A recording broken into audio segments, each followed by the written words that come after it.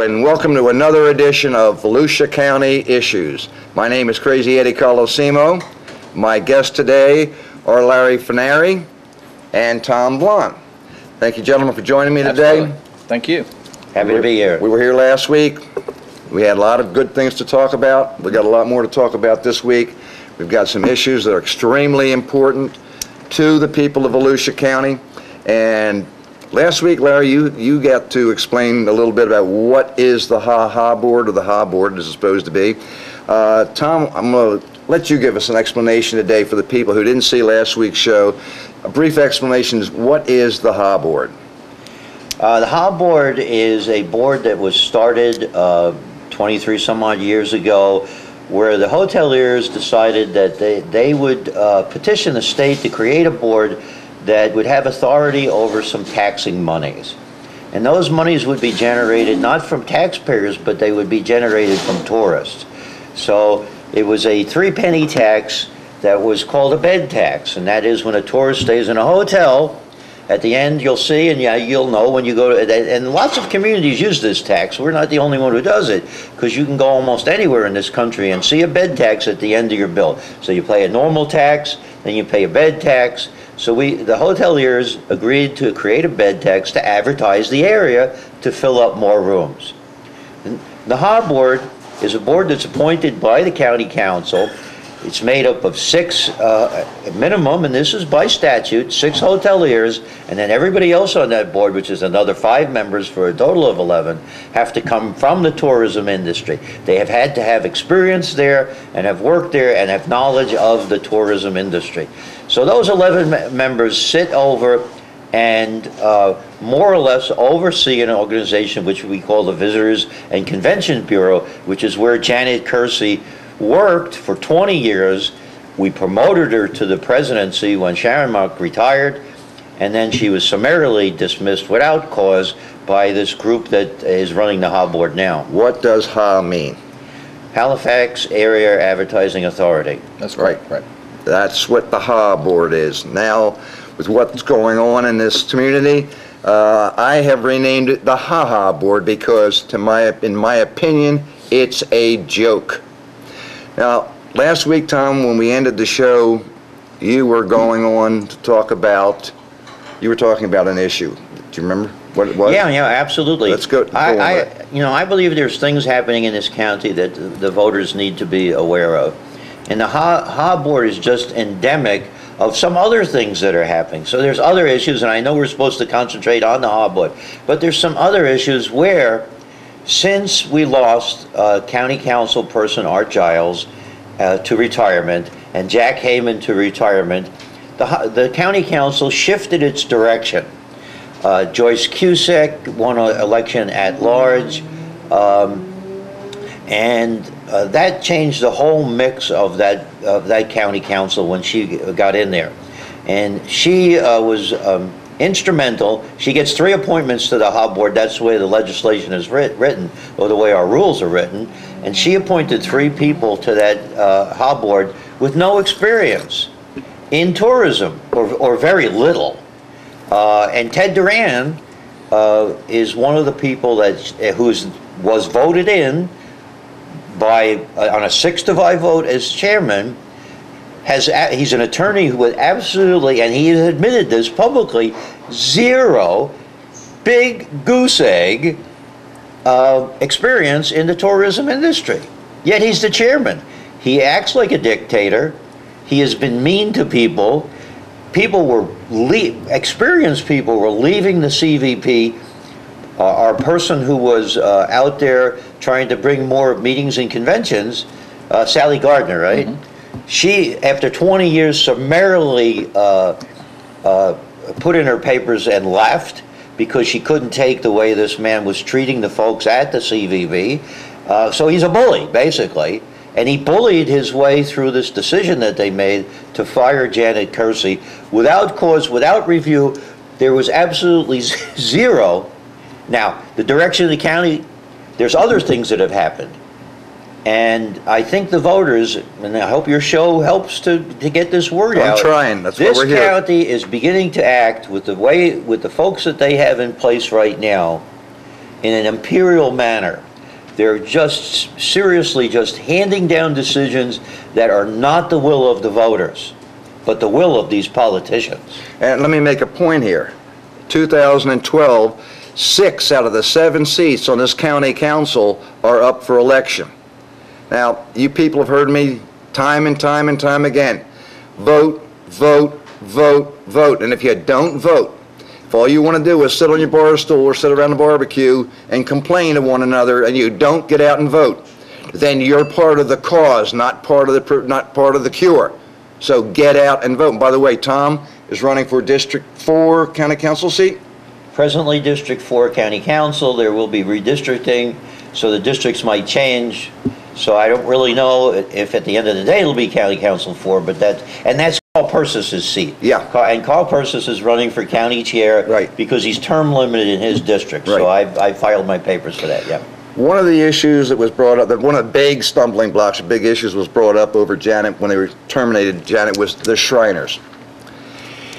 Now, this is all well and good. I'm not putting down the Shriners. They're a great organization. However, we're going to bring in 2015, we're going to work for 5 years to bring in 20,000 people. It's 2017, I believe. 2017, all right. To bring in 20,000 people for how long a period of time? A week? 3 days? Weekend? I believe it's 4 or 5 days. I don't have all the details on that specifically, but 19 years ago, Janet Kersey started an event called Biketoberfest that for the last 19 years has brought in tens of millions of dollars into this community, not just once, because that's all we're going to get the Shriners is once, maybe, if we're lucky, once every 5 years, 20,000 people, but 80 and 90,000 people every year for 19 years. That's what she did. But because Ted Duran was not happy with the way she was handling, and he didn't even know for sure how she was handling it, the Shriners, that was his big excuse to terminate one of the best employees that this county has ever had. Yeah. Comment? And I don't know, Larry, I'd like to hear you comment on this. Nobody's opposed to the Shriners coming No. here. Everybody was working on trying to get the Shriners here. Right. Biketoberfest happened, well, the 2 bike events happened in 2 great months for our community, March and October. Those are very, very slow tourism months. Nobody is pushed out of hotel rooms because we bring motorcycle enthusiasts into our community in October and March. So they were great events. Bike Week brings in $300 million into our economy every year, and we really spend very little money on advertising it, bringing it in. You know, there are communities that spend tens of millions of dollars to get a Super Bowl one time. Yep. And that's for 3 days or 4 days the people are in town. We have these motorcycle events, one of which Janet created, nurtured, brought to fruition, bringing in hundreds of millions of dollars. You said tens of millions. It's hundreds of millions of dollars. And I can tell you clearly the ramifications of that throughout our economy with the number of jobs that are created. We have a study that shows, done by Dr. Soskin, that shows out of our full-time employed people in this county, which are about 150,000, 160,000 full-time employees in this county, about 13,000 of them are employed because of those 2 Bike Week events. Yeah. Right. Yeah, and quite honestly, the Shriners Convention issue, it hasn't gone away. I mean, it isn't like anything has occurred that has created a situation where the Shriners are not including us in the process for the 2017 convention. I mean, everything has been done to follow through on getting the proposal and answering it, et cetera, to see about bringing the convention here. But there's a lot of things involved in bringing a convention that size to our area, and one of them is timing. My understanding is that convention is right after the July 4th weekend. Obviously, we have the Coke Zero race in town fabulous weekend. I mean, that's one of the things in this community that goes vastly overlooked, and that's the benefit that we have having the Speedway in our community and all that they do for us, not only for tourism related, but for everything that they do in our community. They're a complete, unbelievable ambassador for us. But the Shriners, you know, you have to make it work. Yeah. And there's a lot of things that have to be worked through. It's an intricate, detailed process. I know it's business that the Ocean Center wants, and understandably so. But we also have to make sure that it makes good business sense, and we have rooms available, which you know, for the participants of the convention to stay in. And July is a very, very high occupancy, high ADR month. So working through the details of making sure that that makes sense is an intricate process that you have to go through, and I believe that's part of the process of you know, that the Bureau was going through. Now, I don't know what has occurred to change any of that. I don't think anything. I don't think anything was done to diminish our ability to get that convention, should it make sense. But we've lost a good employee over it. So that's very unfortunate, very unfortunate. And you know, what's oddness, in the very same meeting where they put forth the motion, got the votes on a 6-5 vote to fire Janet Kersey, in that very same meeting they passed her budget as presented. Yeah. And all of the other things that were on the agenda came out of her work, and they passed all of them without questions and without comments. Yeah. What's that all about? But speaking about budget, and I want people to be aware of this, we hear that budget's going to go to the county council. Remember, this is the county council, I said, that's changing direction. The person who replaced Art Giles was Josh Wagner. And frankly, Josh Wagner is in up to his neck in this whole thing, because he's invested in that magazine that Catherine Robbins said. It doesn't take He's got his fingers in every pie in the county. You know, he tried to get the Pier Restaurant. Yep. The same investors that were involved with him in the Pier Restaurant are the same investors that are involved in that magazine, where Manny Borneo is the publisher, the leader of the failed $1.8 million failure called the Great American Music Festival. So what we think is going to happen with this budget, I don't know if Larry agrees with me, but this budget's going to go to this county council that's acting like an imperial county council, and they're going to turn it down. And that's going to go back to the Hob Board. And I predict on a 6-5 vote, you're going to see a redirection of the money. They're going to take that $5.2 million and start chopping it up. And one of the intentions of all this, and they had the cooperation, I believe, of our county chair, because he had a chance to see to it that that board had an independent voter on it. Not 6-5, all Ted Duran's block versus the hoteliers, because basically the 5 people that voted against Ted Duran's chairmanship were all hoteliers.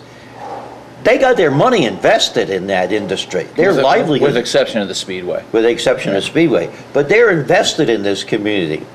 And so prediction is that you're going to see the county council reject Janet's budget, goes back to the Hob Board, and now they start chopping up the carcass of this money. Very attractive money. And I think, to be fair, we have to also say, we make a blanket comment, the county council.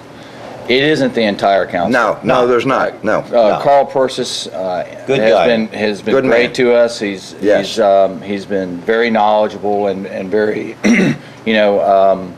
appreciative of the efforts of the board in the past. Joey Alexander has done the exact same. She was the original commissioner that appointed me to the board. Andy Kelly has done a great job. So to say that the entire council is looking to redirect, I think is unfair. But I do think that is the direction. I don't disagree with that concept, Tom. I do believe that that's the direction that they're heading. I'm glad you qualified that, because I do agree with you and your assessment of those people. But what I meant by this county council is that the majority of them are directing it. And the folks that you just mentioned are now in the minority. There's 7 people there. Yeah.